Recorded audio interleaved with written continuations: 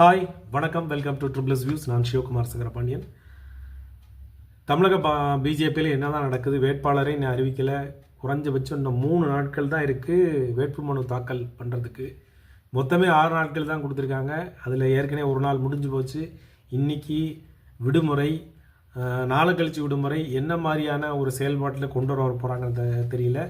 இடைப்பட்ட விடுமுறை நாட்கள்லாம் கழிச்சா ரொம்ப சொற்பம் நாட்கள் தான் இருக்குது. அப்புறம் வேட்புமனு சரிபார்த்தல், அதில் தகுதியடையாமல் சில விஷயங்கள் பேப்பர் வரல, அந்த மாதிரி ப்ராசஸிங் பிரச்சனையெல்லாம் இருக்குது.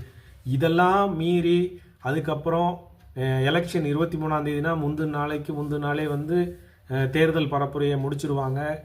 அதுக்குள்ளாக நீங்கள் அறிவித்து தேர்தல் வேட்பாளர்களை போய் மக்கள்கிட்ட அறிமுகப்படுத்தி, அவங்கள ஏற்கனவே அறிமுகப்படுத்தப்பட்ட ஆட்கள் ஒரு பக்கம் இருந்தாலும், எந்த தான் அறிமுகமான ஆட்களாக இருந்தாலும், ஃபேமஸாக உள்ள ஆட்களாக இருந்தாலும், நேரடியாக எல்லா மக்களையும் போய் ரீச் பண்ணணுங்கிறது கிட்டத்தட்ட உங்களுக்கு கிடைக்கிறது 18 நாட்களுக்குள்ளே தான் கிடைக்கும். இந்த நாட்களுக்குள்ளே எந்த மாதிரியான பிரச்சாரத்தை பண்ண முடியுங்கிறது தெரியல. ஏன் இந்த மாதிரியான ஒரு குழப்பம்?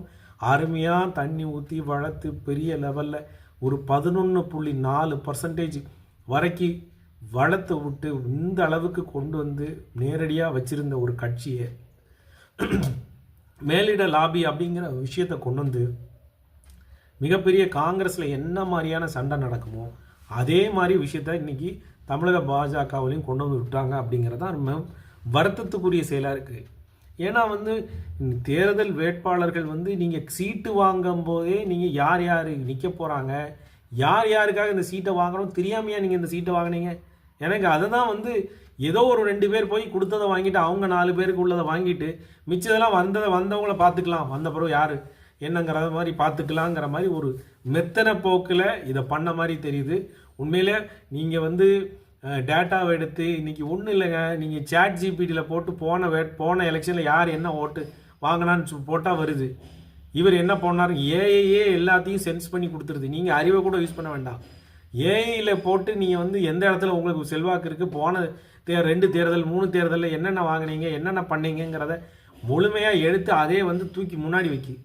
அந்த மாதிரி இருக்கிற இந்த மாதிரி ஒரு சூழ்நிலையில் எல்லாமே டேட்டாவையும் கண்ணு முன்னாடி, நீங்கள் பழைய காலத்தில் 20 வருஷம் 30 வருஷத்துக்கு முன்னாடி உள்ளே நீங்கள் மேனுவலாக டேட்டா எடுத்து பார்க்குறீங்க, அதே கிடையாது. இன்றைக்கி அவ்வளவு கையில் உங்களுக்கு கொடுக்குது சிஸ்டம். அந்த அளவுக்கு உங்களுக்கு எல்லா விதமான தகவல்களும் உங்களுக்கு டேட்டாக்களும் கிடைச்சும் நீங்கள் இதை கோட்டை விட்டுருக்கீங்களா என்னங்கிறதே புரியலை.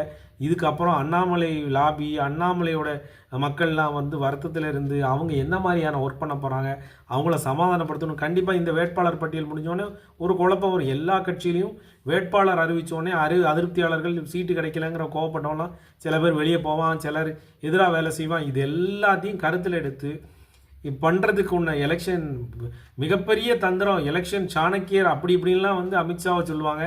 தமிழ்நாட்டில் நீங்கள் இங்கே எல்லாரும் திராவிட கட்சிகள் சொல்கிற மாதிரியே நீங்கள் எடுத்து வச்சுட்டீங்க. உங்களுடைய கணக்கீடு மற்ற மாநிலங்களில் வேறு மாதிரி இருக்கும், தமிழகம் அதுக்கு விதிவிலக்கு அப்படின்னு சொல்லிட்டு திராவிட கட்சிகள் நம்ம பிஜேபியை மிகப்பெரிய அளவில் விமர்சனம் பண்ணிகிட்டே இருக்கும். அதற்கு ஏதுவாக இந்த ஒரு விஷயம் நடந்துட்டுருக்குங்கிறது தான் உண்மை. அன்னைக்கு பார்த்தீங்கன்னா நீங்கள் மேலிட ஒரு ஒரு கட்டுப்பாடுன்னு வச்சுக்கோமே. போன தேர்தலே நயினார் நாகேந்திரன் தலைவரே கிடையாது. அப்போவுமே அவர் வேட்புமனு தாக்கல் வேட்பாளரே அறிவிக்கிறதுக்கு முன்னாடி திருநெல்வேலி தொகுதியில் அவர் வேட்புமனு தாக்கல் பண்ணார். அப்போ அதையும் மீறி நீங்கள் அவருக்கு சீட்டை கொடுத்து அவருக்கு தலைவர் பதவி வேற கொடுத்தீங்க. ஒரு கட்டுப்பாடுன்னா எல்லாருக்கும் உணவோல இருக்கணும். இன்றைக்கும் அவர் என்ன சொல்கிறாரு? நான் சாத்தூரில் நிற்க போகிறாங்க, மற்ற யாருமே சொல்லலை. 2 பேர் தான் அதிக பிரசங்கியாக வேலை பார்க்குற மாதிரி இருக்குது. ஒன்று நயினார் நாகேந்திரன், இன்னொன்று தமிழிசை.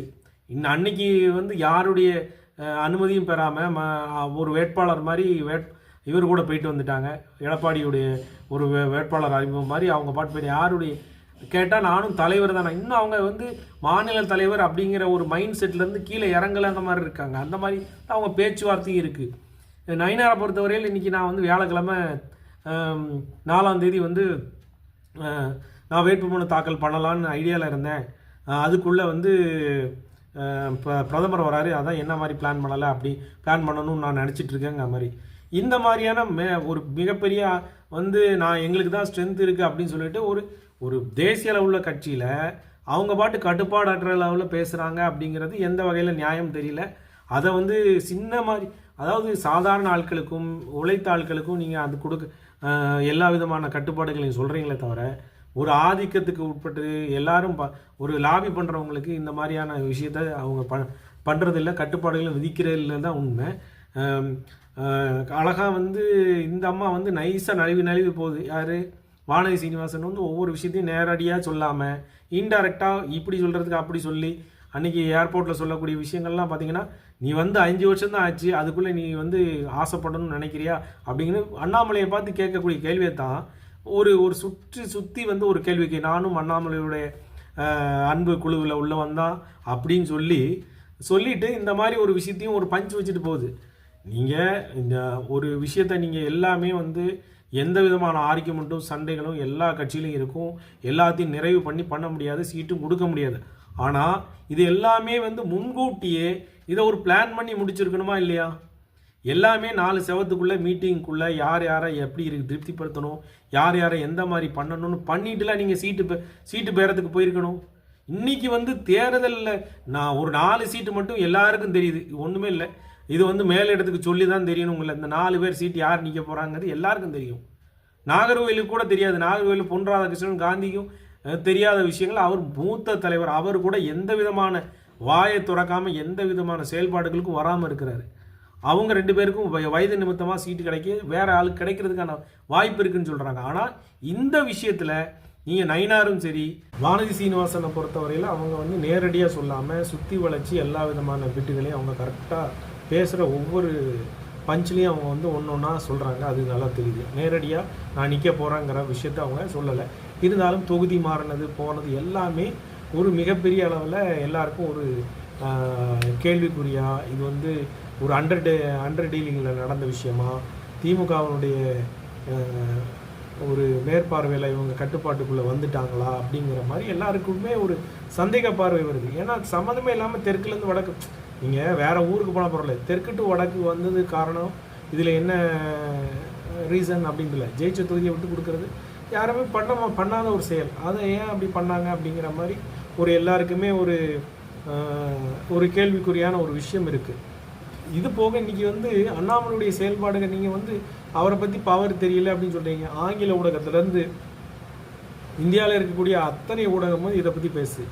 ஆங்கில ஊடகம் இந்தியா டுடேயில் ஒய் அண்ணாமலை சைலன்ஸ் அப்படின்னு சொல்லிட்டு சீனியர் லீடர்ஸுக்கும் ஜூனியர் லீடர்ஸுக்கும் வந்து மிகப்பெரிய அளவில் அங்கே வந்து கான்ட்ரவர்சி போயிட்டு இருக்கும்போது ஆங்கில ஊடகங்கள் எல்லாமே பேசியிருக்கும் போது, நீங்கள் வந்து மக்கள்கிட்ட இந்த நேரத்தில் நம்ம பேசும்போது ஒரு 20 நாளில் வந்து முடிவெடுக்கக்கூடிய விஷயத்த வேறு மாதிரி ஒரு கட்டத்துக்கு மனநிலைக்கு இவங்களும் இதே மாதிரி ஒரு எந்த மாதிரியான அரசியல்வாதிகள் முன்னாடி பார்த்துட்டு இருந்தாங்களோ அதே மாதிரியோட மனநிலை தான் இவங்களும் இருக்கிறாங்கங்கிற ஒரு மனநிலைக்கு வந்து சரி, இவங்களுக்கு அவங்களே பெட்டருங்கிற மனநிலைக்கு அவங்களே யார் வந்தானே அப்படிங்கிற ஒரு மனநிலைக்கு வர்றதுக்கான வாய்ப்பை வந்து கொண்டு வந்துட்டாங்கங்கிறது தான் தெரியுது. இதை மாற்றணும்னா நீங்கள் உடனடியாக இன்னைக்கு புதன்கிழமை இன்னைக்கு உள்ள தேர்தல் தேர்தலுடைய முடிவுகளை எடுத்து வேட்பாளர் அறிவிப்பு எல்லாத்தையும் காம்ப்ரமைஸ் பண்ணி ஒரு விஷயத்தை செஞ்சாலுடைய இந்தியாவினுடைய மொத்த வெற்றியுமே இதனால் பாதிக்கப்படக்கூடிய நிலைமை தான் இருக்குதுன்னு நினைக்கிறேன். சீக்கிரம் முடிவெடுப்பாங்களான்னு பார்ப்போம், வெயிட் பண்ணி பார்ப்போம் என்ன நடக்குதுன்னு. நன்றி, வணக்கம்.